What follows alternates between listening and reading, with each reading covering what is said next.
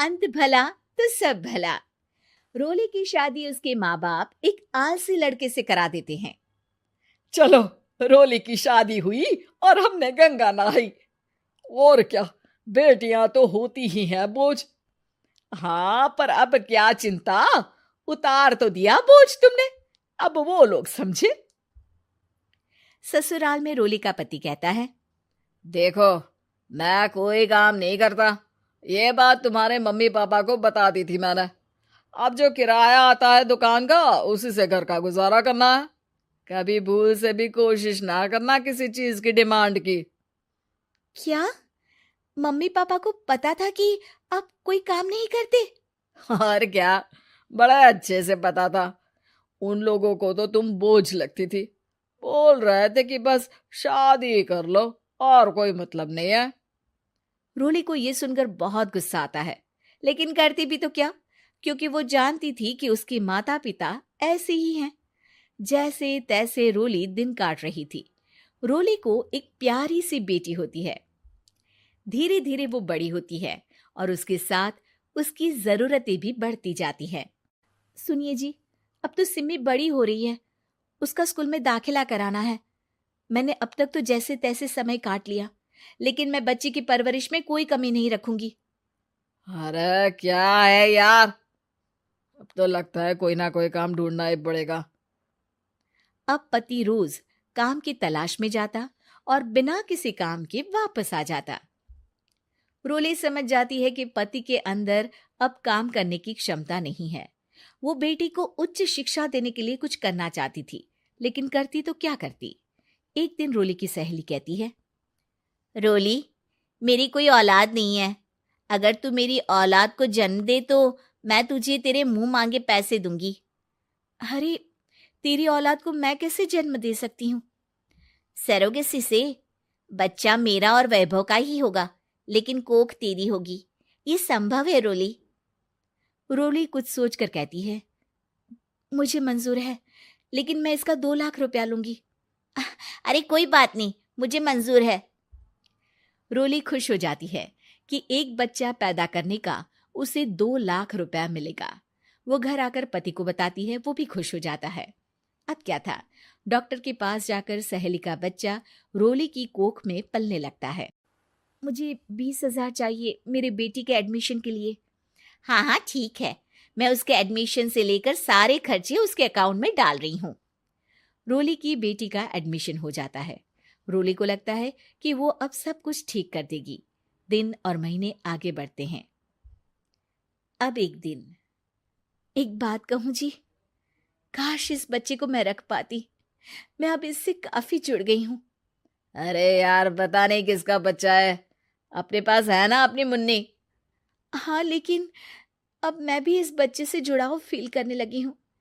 लेकिन मैं ये जानती हूँ कि ये मेरा बच्चा नहीं है। दोनों की जिंदगी ठीक चल रही थी, लेकिन कहते ना कि सुख का पल ज्यादा लंबा नहीं होता। एक दिन रोली की सहेली का फोन आता है। रोली, मुझे अब ये बच्चा नहीं चाहिए, मैं अपने पति को छोड़ रही हूँ। अरे लेकिन मुझे पैसों की जरूरत है, बच्चा तुम्हारा है, मैं क्या करूंगी? सहेली बिना कुछ बोले फोन काट देती है, फोन स्विच ऑफ कर देती है। लेकिन रोली के जीवन का तूफान यहीं नहीं रुकता। रोली, मैं इतना भार नहीं उठा सकता। आज पढ़ाई का पैसा मांग रही हो, कल को शादी, कॉलेज और पता नहीं क्या क्या। मैं तुम्हें छोड़ रहा हूँ, अपनी बच्ची उठाओ और निकलो इस घर से। अरे पर मैं कर तो रही हूं ना बच्चे के लिए काम, आप आराम से रहिए ना। क्या काम कर रही हो, देख रहा हूं मैं। ये छोटा शहर है, यहाँ लोगों को बात बनाते वक्त नहीं लगता। तो मैं क्या करूं? ज्यादा पढ़ी लिखी नहीं हूं, कैसे घर के खर्चे चलाऊं? और आप तो काम करना ही नहीं चाहते। हाँ, ना चाहता हूं और ना ही करूंगा। रोली को पति की बात पर काफी गुस्सा आ जाता है। ठीक है, अगर मेरे जीवन में संघर्ष ही लिखा है तो वही सही। इस वक्त पति होने के नाते आपको मेरा साथ देना चाहिए था, लेकिन नहीं, आपने तो इस हाल में मुझे घर से बाहर निकालने की बात कह डाली। देखो, ये सारी फालतू की बातों के लिए वक्त नहीं है मेरे पास। रोली, जिसकी कोख में किसी और का बच्चा था और साथ छोटी सी बेटी, पति का घर छोड़कर रास्ते पर आ जाती है। रोली के पास मायके के सिवा दूसरा कोई रास्ता नहीं होता। अरे रोली कैसी है? कितने दिनों के लिए आई है? हमेशा के लिए माँ। वो माँ को सारी बात बता देती है। ओए लड़की, इतनी हिम्मत का काम कर लिया। अरे ना ना, यहाँ कोई जगह नहीं है। तुम तो अपना बोरिया बिस्तर उठाओ और निकलो यहाँ से। रोली के पास अब मायके का रास्ता भी नहीं बचता। वो चुपचाप बच्ची को लेकर जा रही थी कि उसे दर्द होता है और वो डॉक्टर के पास चली जाती है और फिर वहां वो एक प्यारे से बेटे को जन्म देती है। कितना प्यारा है, कितने अभागे हैं इसके माँ बाप जो इसके पैदा होने पर भी नहीं है। तभी वहां डॉक्टर आ जाती है। रोली, बच्चे के पिता तुमसे मिलना चाहते हैं। आपका बहुत बहुत शुक्रिया। मैं इस बच्चे को पालूंगा, भले ही इसकी माँ ने इसे छोड़ दिया हो, पर मैं अपनी जिम्मेदारी निभाऊंगा। तो क्या आप मुझे इसके पैदा करने के लिए जिन पैसों की बात हुई थी वो भी देंगे? हाँ, और साथ ही आप चाहें तो मेरे घर में रहकर मेरे बच्चे की देखभाल भी कर सकती हैं। मैं उसके लिए आपको सैलरी दे दिया करूंगा। रोली को लगता है कि जैसे भगवान ने उसके लिए सुकून का रास्ता खोल दिया। वो अब मुकेश के साथ उसके घर चली जाती है, जहां रहकर वो उस बच्चे की देखरेख करती है। अब मुकेश के घर को रोली अच्छे से संभाल लेती है। उसके लिए खाना बनाने से लेकर बच्चों की देखभाल और घर की देखरेख।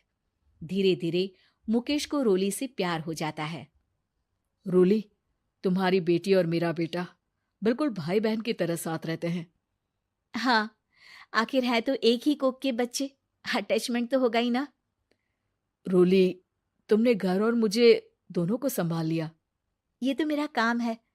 आपने भी तो मुझे छत दी जिससे मैं अपनी बेटी की पढ़ाई और भविष्य के लिए पैसे जोड़ सकूं। अब रोली, क्या तुम मुझसे शादी करोगी? अब मैं जानता हूं तुम्हारी भी शादी कुछ खास अच्छी नहीं रही। रोली को मुकेश की बात ठीक लगती है। वो उसे हाँ बोलने की सोच ही रही होती है कि उसके पहले पति का फोन आ जाता है। रोली, मैं बहुत परेशान हूं। मेरा एक्सीडेंट हो गया है।